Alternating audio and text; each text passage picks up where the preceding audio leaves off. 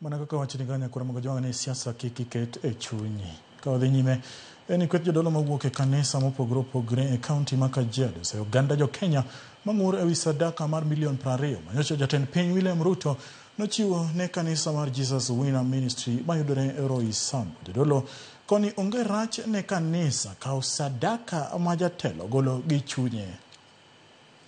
Tusimame hata kama ni president anasimama. Tukisema tuketi ni wakati wa kukaa, hata kama ni president anaketi. Kwa sababu gani? Ni heshima. Na kwa hivyo ikisemekana ni wakati wa sadaka, wanatoa pia kulingana na vile kila mtu anatoa.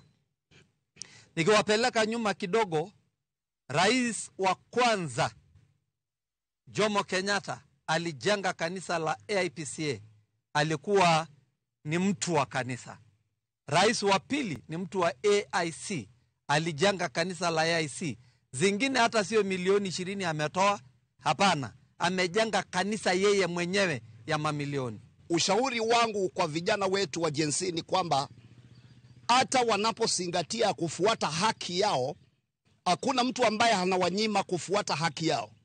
Lakini ni vyema vijana wetu mnavyofuata haki yenu, msingatie katiba ya nchi na sheria ya nchi.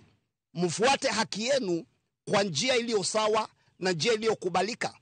Watoto wetu na wamama tunaomba tuongeleshe watoto wetu, tuongeleshe wale wako kinyume na mapenzi ya Mungu, ili tusije tukapata ghadhabu. Na tunaomba watoto wetu sadaka ziletwe ili kanisani, na wale wanayeabudu miungu mingine hatujawauliza.